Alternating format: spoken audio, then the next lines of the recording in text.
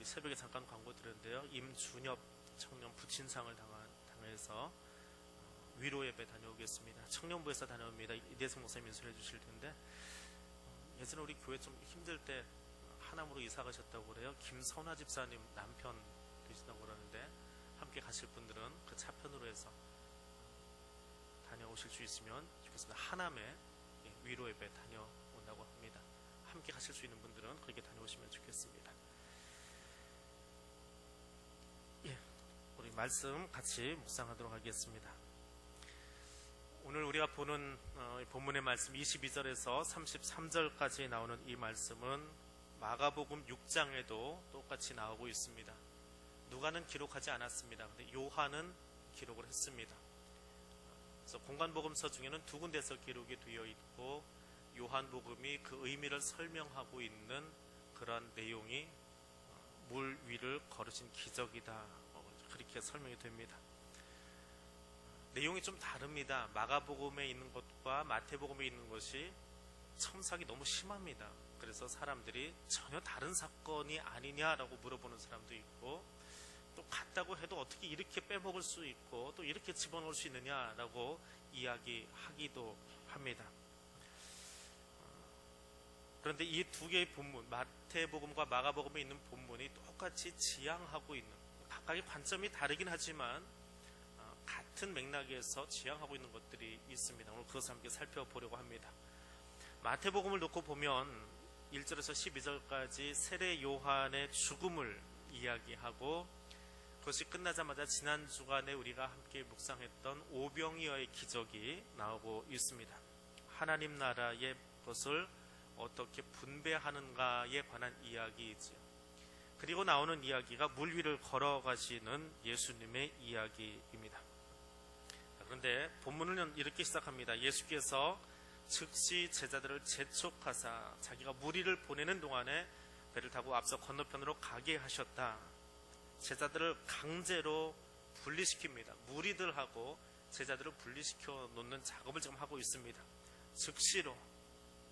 어떤 사건과 연계되어 있다고 그랬지요? 본문 바로 앞에 오병이어 사건이 있습니다. 떡 5개, 물고기 2마리 가지고 5,000명을 먹이고 12광주리 혹은 12바구니가 남은 기가 막힌 사건입니다. 예수 최대의 이적이 몇 가지가 있는데, 병 고치는 일상 치유의 기적들은 그 당시 일반 무당들도 좀 했습니다. 이제 그런 거는 좀 차지하고, 떡 몇 개 가지고 5,000명을 먹이고 물 위를 걸어가고 하는, 다른 사람들은 흉내내지 못하는 일을 한 겁니다. 자, 그래서 사람들이 웅성웅성 하겠지요. 먹고 나서 이제 배가 부르고 눈이 뜨이고 나니까, 먹기 전에는 배고플 때는 먹는 데만 관심이 있었는데, 배가 부르고 나니까 야, 오늘 우리가 정말 신기한 일을 경험했다 하고 서로 수근수근 하면서 어디로 이목이 집중될까요?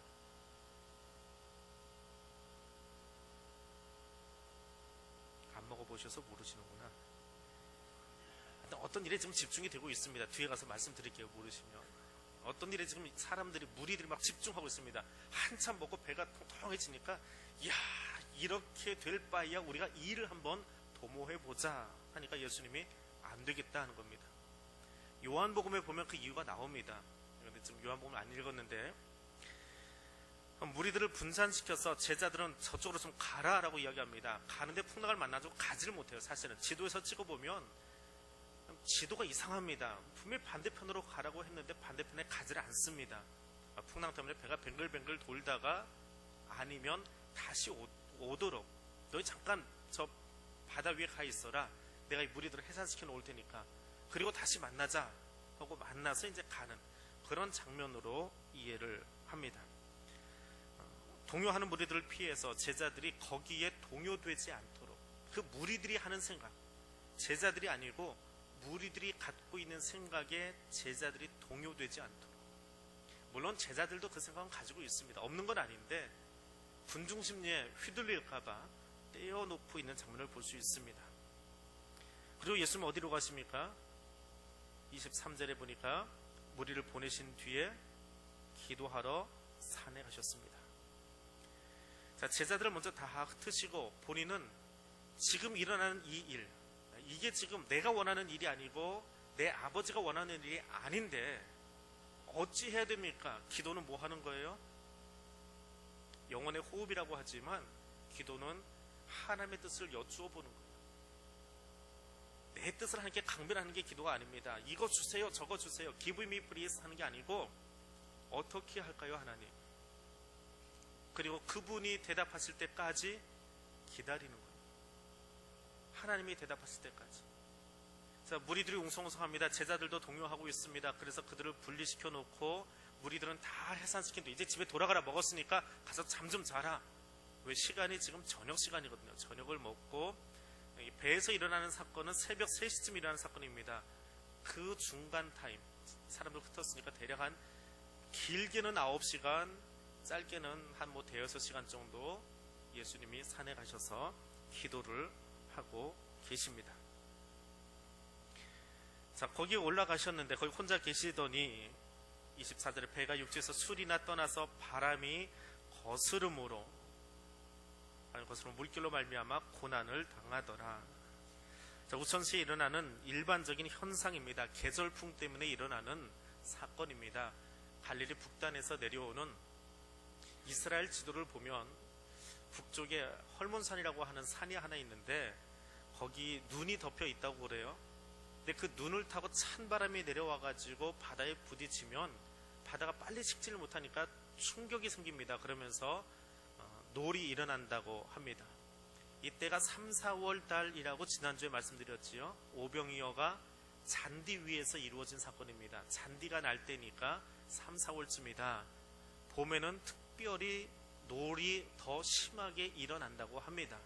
그래서 갈릴리 태생의 사람들은 이 당시에 이 계절풍 때문에 일어나는 이 바다 노를 이해하고 있었답니다. 알고 있는 사건이에요.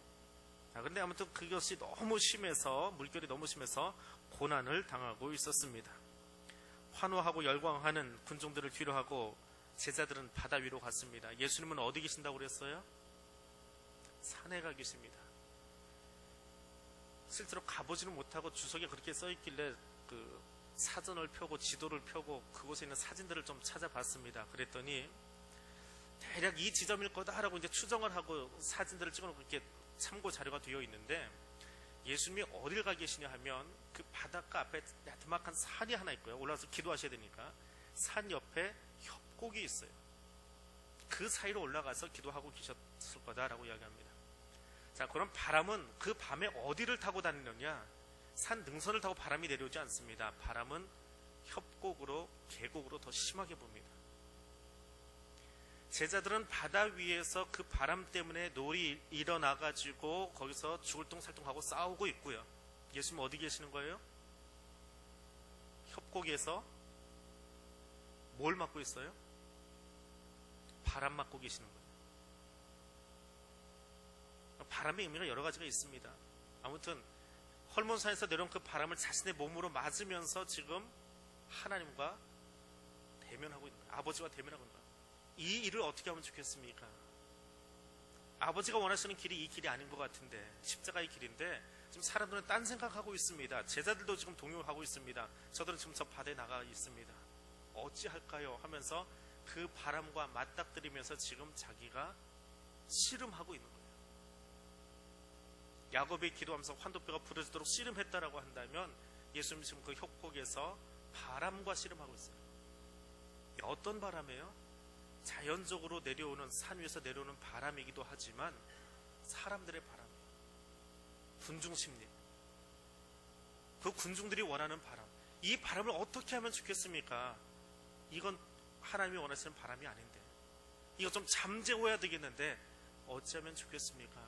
그러면서 지금 기도를 하고 계시는 겁니다. 그러다가 기도를 끝내셨습니다. 거기 자세하게 나오지는 않는데 아무튼 24절에서 25절 사이에 예수님 기도를 끝내셨어요. 그러니까 제자들에게 가시겠지요. 자, 기도가 끝났다라고 하는 것은 어떤 의미입니까? 기도가 언제 끝나나요? 새벽 기도 5시 반에 시작해서 기도 언제 끝나세요?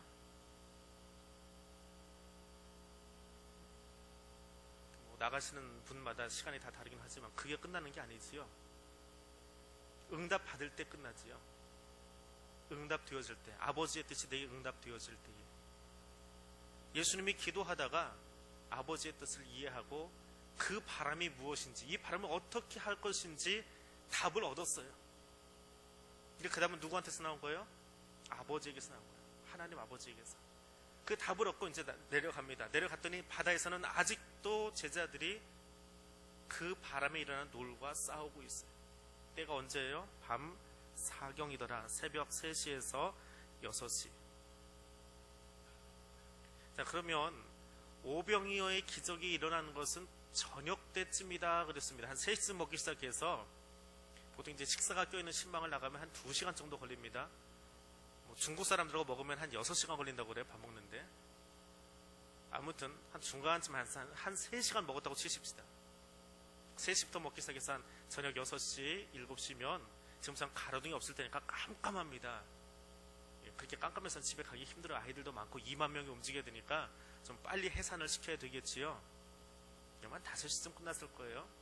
5시쯤 해서 무리들은 흩어졌고 제자들은 자 이제 내려가다 들판이니까 바다보다는 조금 위쪽이겠죠. 내려가서 배 타고 너희 좀 가 있으나 기도하고 갈게 하고는 예수님이 협곡에 들어가서 기도를 시작하십니다. 그리고 몇 시요? 사경이니까 새벽 3시. 그때까지 지금 그 바다에서 줄동살동 하고 있는 거예요. 제자들이 예수님을 찾았어요? 안 찾았어요? 그 긴 시간을 시달리도록 예수님 찾지 않았어요. 그렇게 시달리면서 예수님 안 찾았어요. 예수님이 오실 때쯤 되고 나서야 그제서야 이제 유령인가 보다 뭐다 해가면서 예수님 찾고 이제 그제 난리가 난 겁니다. 자, 마태복음과 마가복음의 이야기의 흐름 가운데 하나입니다. 여러 흐름이 지나가고 있는데 마태와 마가가 이 복음서를 기록을 하고 그것을 교회에다 선포하는 거예요. 이건 교회 주는 설교입니다. 회중들이 듣고 있어요. 이 이야기를 들려주면서 마태 목사님이 마가 목사님이 야, 이 이야기 좀 들어볼래? 예수님이 바다 위에 걸어오셨대. 근데 베드로도 걷다가 퐁당 빠졌댄다. 너도 걸어볼래? 그 얘기하려고 이 설교하실까요? 설교를 하는 이유가 뭘까요? 이 본문 가지고 설교 많이 들으셨잖아요. 그거 들을 때마다 어떤 생각하십니까? 마음속에 그럴 겁니다. 우리는 한 번도 걸어보지도 못한 사람들이, 다른 사람 말고 여러분들 다요. 베드로 믿음 없어서 빠졌대. 그게 실실 속으로 웃고 있잖아요. 우리 걸어보기나 하셨어요? 걸어보지도 않고 베드로 책망하고 베드로 나무라고 속으로 웃기는 베드로야. 갈 거면 끝까지 가지. 그러고 있다고요. 저도 그랬고 저만 그런가요? 그러면서 이 본문을 보고 있는데 마태와 마가는 이 본문을 왜 이야기했을까요? 회중들한테 교회에서 제자가 되어가는 과정을 이야기하는 거예요. 제자가 되어가는 거예요. 결국은 마태복음 28장에 가면 너희가 예수의 이름으로 나가서 가르치고 세례주고 제자 삼으라. 그게 결론이잖아요. 결론이 제일 뒤에 있잖아요. 그 이야기 하려고 좀 쭉 진행되고 있는데 제자 되는 중간쯤의 이야기입니다. 지금 28장까지 있으니까 중간에 약간 넘어갔지요. 이 대목에서 마태가 보고 있는 게 뭐예요? 5시에 흩어져가지고 새벽 3시까지 그렇게 시달리면서도 예수도 찾지 않는 제자들, 예수 없이 자기 힘으로 다 하겠노라고 이야기하는 그 사람들이 제자였단다. 이 덜 떨어진 사람들아, 그게 너희야. 그 사람들 가르치려고 하는 이야기거든. 설교는 그 회중을 바꾸고 변화시키고 싶어서 주는 거잖아요. 근데 마태나 마가 목사님이 동시에 주는 이야기가 뭐예요? 예수 없이 교회가 된다고 생각하는 사람들, 자기 힘으로 자기 생각으로 자기 노력으로 다 되어진다고 생각하는 이 어리석은 것들아. 제자들도 그랬어. 12사도도. 근데 너희도 똑같아. 너희도 똑같다고. 끔뻑끔뻑 하지 마세요. 우리도 똑같으니까. 예수 없이 내 힘으로 다 할 수 있다고 착각하고 살고 있는 거예요. 그들에게 하는 이야기입니다. 5시간을 바다에서 시달리면서 예수 안 찾았어요. 그러다 새벽 4시쯤 돼서 3시쯤 돼서 예수님이 기도 마치고 예수님 이제 해결이 끝났어요. 이 바람을 어떻게 잠재울 거라고 하는 답을 하나님께 얻었어요. 그리고 바다로 나가십니다. 무리를 걸어가십니다. 오병이어의 기적 뒤에 무리를 걸어가십니다. 마태는 이 이야기를 할 때마다 출애굽을 연상시키면서 이야기해요. 앞에 서 있는 가장 위대한 지도자가 한 사람이 있지요. 출애굽에. 누굽니까? 모세잖아요. 모세가 물을 갈랐어요. 지팡이를 내밀어서 물을 갈라놓았습니다. 근데 모세가 가른 거예요? 하나님이 그를 이용하셨지요. 근데 마태복음에는 그 모세보다 더 큰 사람이 나와요. 누구예요? 예수 그리스도. 근데 그는 물을 가른 게 아니라 물을 밟고 걸어오세요. 모세보다 더 크신 분이 등장하는 거예요. 그러니까 유대인인 그리스도인들, 마태복음을 읽고 있는 유대인인 그리스도인들은 이 본문을 읽으면서 출애굽기를 머릿속에 막 연상을 하고 있을 거예요. 홍해를 갈랐던 모세를 생각을 하고 있다가, 야, 모세하고는 비교도 안 되는 분이 예수구나. 그분이 물을 밟고 새벽에 오고 계시는구나. 그 장면을 지금 상상하면서 보고 있는 거예요. 우리는 그 상상을 설명을 해야 되지만 그들은 지금 그 상상이 발동하고 있습니다. 자, 그런데 제자들이 굉장히 놀랐나 봅니다. 26절에 그가 바다 위로 걸어오심을 보고 뭐라고 이야기합니까? 유령이다. 판타스마.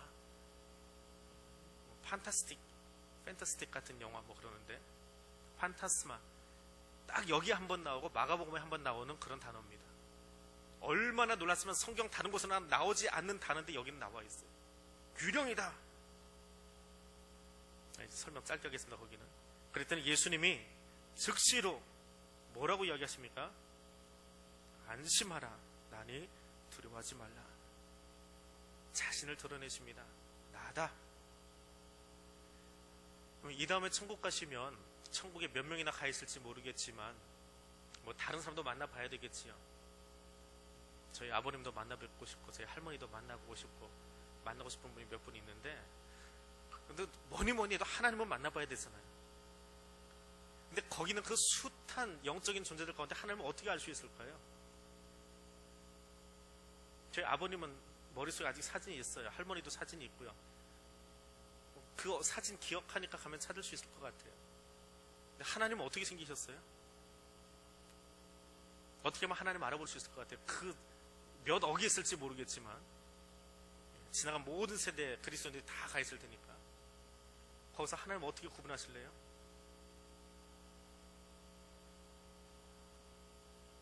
그 생각 안 하고 천국 가세요? 가서 그냥 몇십 년 동안 몇만 년 동안 헤매시려고요? 하나님 만나려고? 어떻게 생겼나 먼저 간 사람들한테 물어보고 이렇게 찾아가시려고요? 답은 간단해요. 하나님의 음성 들려주시는 순간에 내가 알아요. 오늘 여기 이야기하잖아요. 두려워하는 제자들에게 예수님이 나타나셨어요. 안심하라. 나다. 에고에이미. 나다. 하고 이야기하면 저희 집에 갈 때요.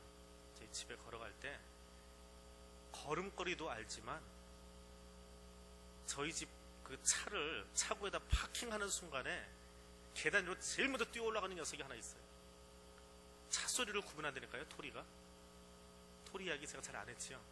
제 강아지 주인의 차 엔진 소리를 구분을 해내요. 그래서 차가 파킹을 딱 하면 제일 먼저 계단 위로 올라가서 쳐다보고 있어요. 오셨습니까? 그 집 앞으로 걸어다니면 지도 뛰어 내려와요. 문 앞까지. 그래서 마중하는 방법이 조금씩 다르긴 하지만 거기서 만나서 신난다고 소리만 듣고도 알아요. 이 다음에 우리가 천국 가면요, 나다 하고 그분이 이야기하실 거예요. 얼굴은 어떻게 생겼는지 모르지만 나다 하면 저희 아버지도 나다 하실 거고 할머니도 나다 하실 텐데 하나님이 나다 에고힘이 하고 이야기하면 우리가 알 거예요. 이게 하나님의 자현이라고 그래요. 스스로 자기를 드러낸다라고 하는 말이에요. 하나님의 자신을 우리에게 드러내실 때에 알 수 있어요. 유령이다 하고 놀랐던 사람들이 나다 하고 이야기하는 순간에 모든 사람이 알 수 있게 될 겁니다. 그러니까 거기 마가복음에는 없는 이야기가 하나 등장합니다. 나다 했더니 베드로가 대답하여 이르되 뭐라고 되어 있습니까? 28절에 주여 만일 주님이시거든 나를 명하사 무리로 오라 하소서. 만약에 주님이시면, 이 번역을 이런 식으로 해놔가지고 사람들이 다 베드로가 이렇게 물음표 찍은 것처럼 이야기하는데 헬라어는 원래 그런 뜻이 아닙니다. 헬라어를 그대로 직역해드리면 이렇게 번역하면 안 돼요. 이건 잘못된 번역입니다. 베드로가 이르되 과연 주님이십니다. 나를 명령하셔서 무리로 걷게 해주십시오. 그런 뜻이에요. 근데 이거를 영어로 옮겼다가 가져오는 과정에서 영미식 사람들이 이해한 대로 번역을 해버렸습니다. 2번역은 아니에요. 과연 주님이십니다. 맞습니다. 그러니까 나도 걷게 해주세요. 주님 따라 해보고 싶습니다. 하는 그런 말입니다. 지금 물 위로 걸어주시는 분이 주님이 맞고 주님의 명령에 의해서 나도 걸을 수 있습니다. 주님 말씀만 하시면 나도 걸을 수 있습니다. 대단한 고백이지요. 어떻게 예수님에 대해서 그런 믿음이 나오는지 모르지만 말씀만 하시면 걸을 수 있습니다. 말씀만 하시면 나를 명령하십시오. 말씀하십시오. 주님이 오라, 물 위로 오라 합니다. 오라 하시니 베드로가 물에서 내려 물 위로 걸어서 예수께로 가되 얼마나 걸어갔을까요? 배에서 내려서 얼마나 걸어갔을까요?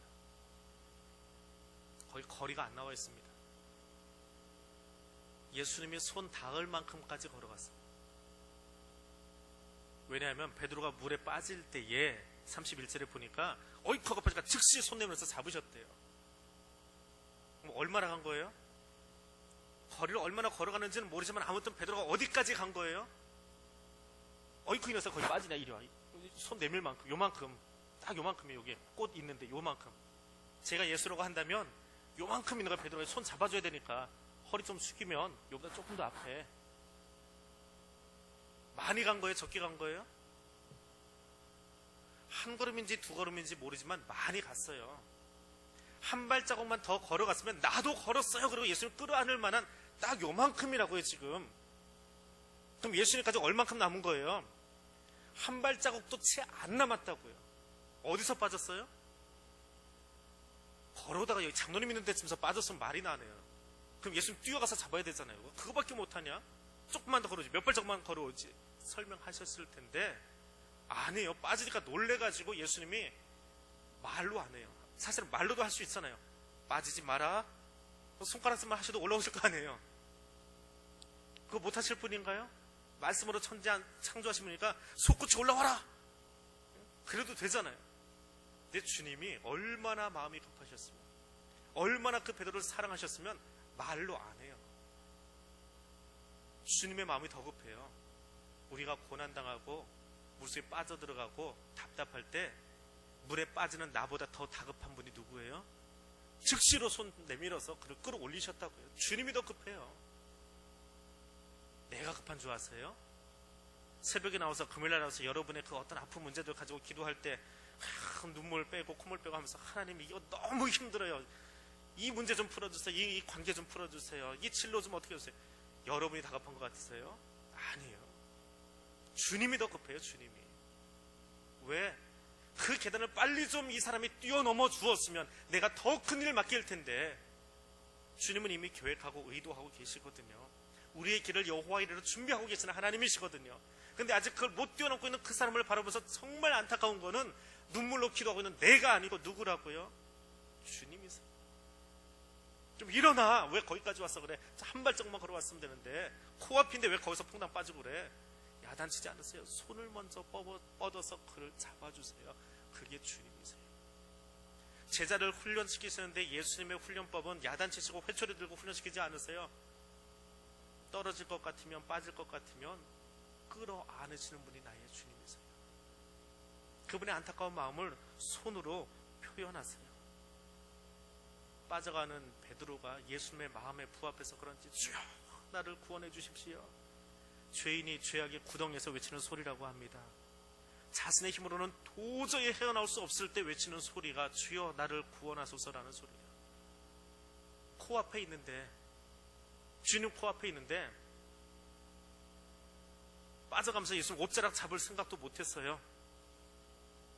그래서 주여 나를 구원하소서. 내 힘으로는 아무것도 못하겠습니다. 이러다 빠져 죽겠습니다. 어부님인데, 어부신데 갈릴리에서 잔뼈가 굵은 베드로인데 말입니다. 내 힘으로는 아무것도 못하겠대요. 자기를 안 거예요. 내가 어부니까, 내 실력이 있으니까, 내가 수영도 잘할 수 있으니까 이깟 파도 치면 뭐 한두 번 경험해봐. 다시 들어가서 배에 올라가면 되잖아요. 그런데 그 순간에 예수가 누군지 아는 거예요. 내 힘으로 안 하겠습니다. 아니 못하겠습니다. 나는 능력 없습니다. 주님이 나를 살려주셔야만 합니다. 주님이 거친 세상 속에 빠지지 않도록 그를 붙잡아 주십니다. 그리고 그에게 이야기하십니다. 왜 의심하니? 왜 이 앞에까지 와가지고 여기서 의심해? 왜? Because라고 붙지 않으세요. 영어 성경 Because라고 되어 있는데 그건 잘못된 거예요. To what end? 왜? 무엇 때문에 여기서 멈췄니? 무엇 때문에? 무슨 목적으로 거기서 멈춰버렸니? 발 좀 더 내밀지, 손 더 내밀지. 왜 거기서 네 마음이 두 개가 있었는데 한 눈은 나를 쳐다보고 하나는 다른 데 마음이 가 있었는데 왜 너 다른 마음에 너를 빼앗겼니? 무슨 목적으로, 무슨 이유 때문에 왜 거기 가 있었니? 손 닿을 만큼 다 와 있었는데, 내가 거기 서 있었는데, 너를 바라보고 거기 서 있었는데 너 왜 거기 멈췄니? 책망하고 이유를 묻는 게 아니십니다. 나뉘어진 마음 때문에. 예수님을 눈앞에 두고도, 다른 제자는 저 뒤에 있지만 눈 앞에 두고도 요 앞에서 퐁당 빠져버리는 베드로 보면서 무슨 목적으로 그랬니? 목적이 다른 데 있는 거예요. 이유가 다른 데 있는 거예요. 자, 마태와 마가의 묘한 차이가 여기 하나 등장을 합니다. 마태는 이 대목 뒤에 이렇게 이야기합니다. 배에 함께 오름에 바람이 그치는지라 배에 있는 사람들이 예수께 절하며 이르되 진실로 하나님의 아들이십니다. 야, 바다를 다스리시는구나. 바다를 잠잠케 하시는구나. 바다 위를 걸어오시네. 거기 빠졌던 베드로를 물 위에서 끌어올리시네. 이건 사람이 아니야, 하나님의 아들이야. 예수에 대한 생각이 조금씩 확대되어가고 달라집니다. 마가는 어떻게 썼냐 하면, 배에 올라 그들에게 가시니 바람이 그치는지라 제자들이 마음이 심히 놀라니 이는 그들이 그 떡대시던 일을 깨닫지 못하고 도리어 마음이 둔하여졌음이라. 놀랐다. 마가는 놀랐다라는 단어를 사용해요. 화들짝 놀라는 게 아니에요. 귀신 봐가지고 놀라는 게 아니고, 야, 대단하신 분이야. 경외감이 생겨났다는 표현입니다. 예수 이런 일을 하실 수 있구나. 폭풍우가 잠잠해지면서 그분에 대한 경외심이 떠오르기 시작하는 거예요. 그러면서 하나 기록하기는 마음이 둔해졌대요. 예수의 기이한 일을 보았음에도 불구하고, 오병이어 방금 겪었잖아요. 어쩌녁에. 그리고 이 새벽에는 물 위를 걸어오신 예수님 보았잖아요. 얼마나 놀라워요. 근데 그런 기적 같은 일들, 저도 한 2번 그렇게 봤으면 아마 기절할 거예요. 그런데 그걸 보고도 바로 다음 순간에 퐁당, 바로 다음 순간에 퐁당, 그 다음 순간에 퐁당. 기적 바로 뒤에 제자들이 넘어지고 대체 얼마나 더 보여줘야, 얼마나 더 놀라운 일을 펼쳐줘야 죽은 자가 너 옆에서 살아다야 대체 믿겠니?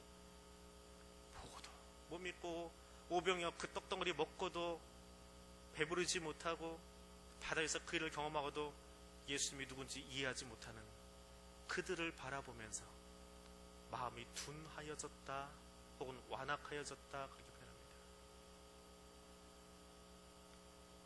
사람들이 간혹가다 그 이야기합니다. 우리 교회 권사님 가지고 얘기하는 건 아니고요. 누가 그래요? 권사쯤 되면 그래도 이런 인품은 가지고 있을 줄 알았는데 어떻게 권사층이나 돼가지고 그래요? 우리 교회에서 이런 얘기 아닙니다.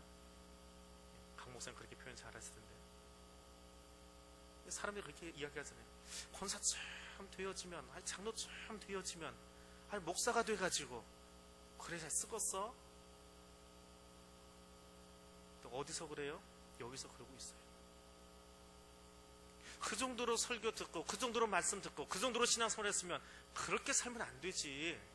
어떻게 그렇게 살아요? 근데 그렇게 살고 있다고요. 그게 마음이 둔하여졌다라고. 오병이어도 겪고 바다 위의 사건도 겪었는데 어째 그거밖에 안 돼. 마가가 답답한 거예요. 예수의 말씀을 옮기다 보니까 답답한 거예요.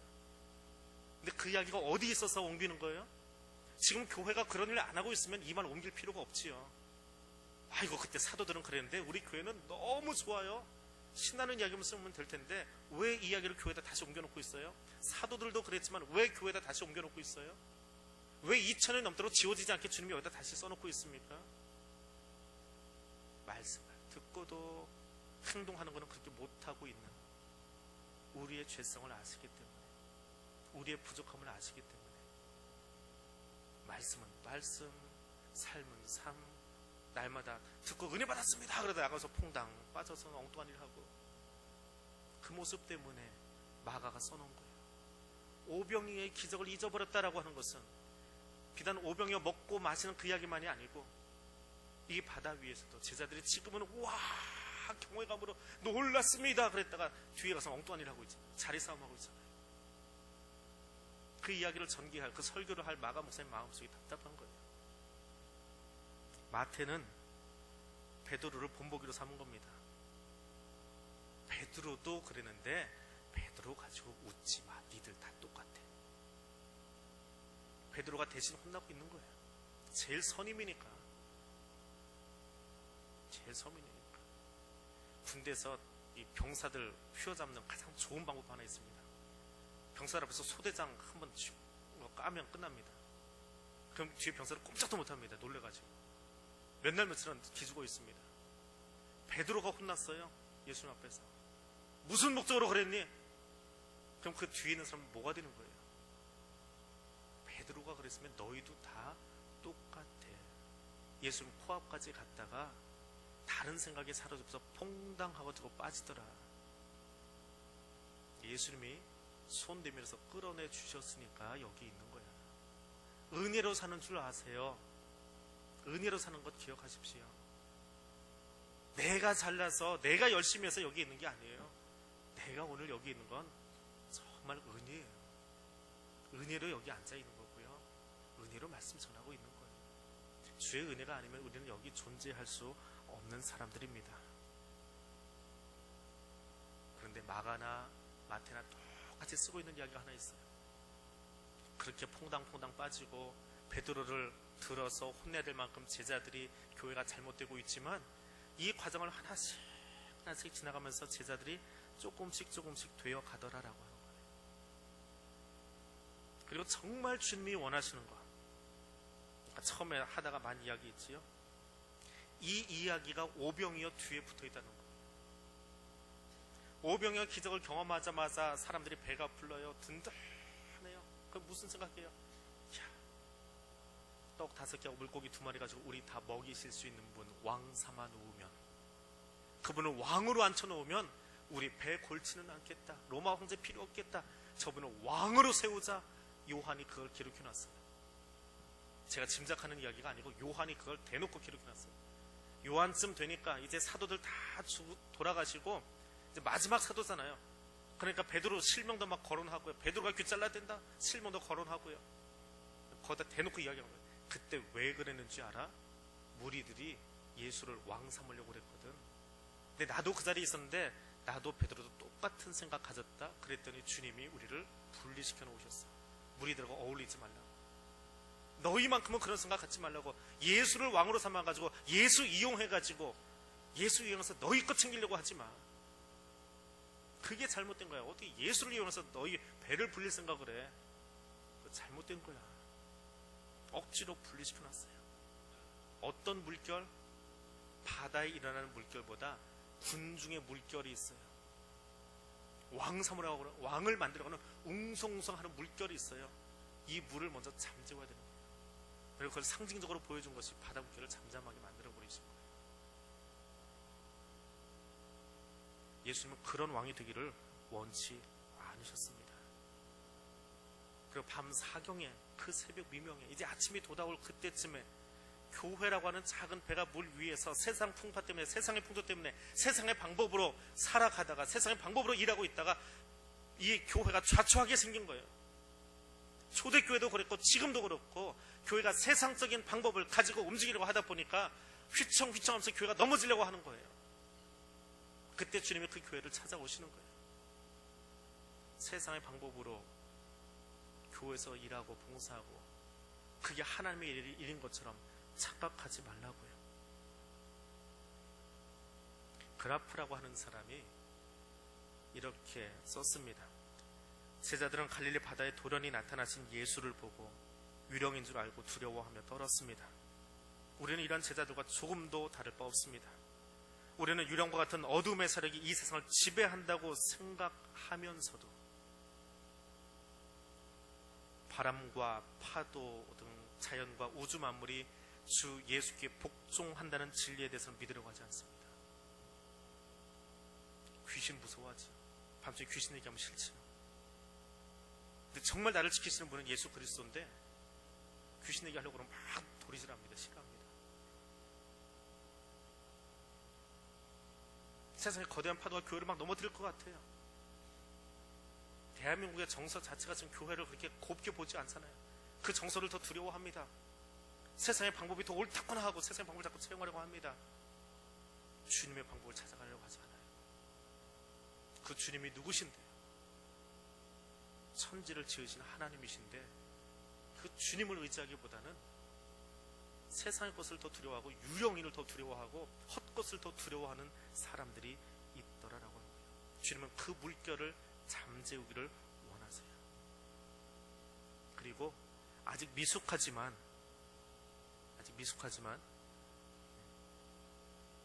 하나님은 우리를 조금씩 제자로 만들어가길 원하세요. 오늘 고백을 합니다. 베드로가 진실로 하나님의 아들이십니다. 근데 내일 가면 또 꽁 하고 넘어져요. 베드로만 따라가 보세요. 고백하고 넘어지고 그런데 베드로가 끝까지 가는 모습을 한번 보십시오. 신약 한번 그렇게 읽어보세요. 베드로만 쭉 따라가 보세요. 마태복음부터 시작해서 어디까지 가냐면 베드로서까지 한번 따라가 보세요. 베드로 편지 쓸 때까지 종말에 관한 이야기. 교회야, 교회는 이래야 돼. 사탄이 우는 사슴처럼 뛰어다니고 있는데 너희 큰 사람에 깨어 기도해. 그 수준에 이를 때까지 베드로가 가는 모습을 보세요. 가다가 쿵. 예수님 승천하신 뒤에도 이방인으로 밥 먹다가 도망가 버리고 바울한테 면박당하고 계속 넘어지고 일어나고 근데 결국에는 그가 그의 생을 마칠 때쯤에는 교회를 가서 어떤 메시지를 남기고 있습니까? 사탄이 우는 사자처럼 뛰어다니고 있는 이때에 교회야 정신 차리자. 그 이야기를 하기까지 하나님 베드로를 계속 끌어올리시는 거예요. 계속해서 끌어올리세요. 넘어지는 베드로 보지 마세요. 넘어질 때마다 하나님이 얼마나 안타까운 마음으로 그에게 손을 내미셨을 거예요. 로마가 학대받고 있을 때 영화 속에 나오는 이야기지만 도망가 버리잖아요.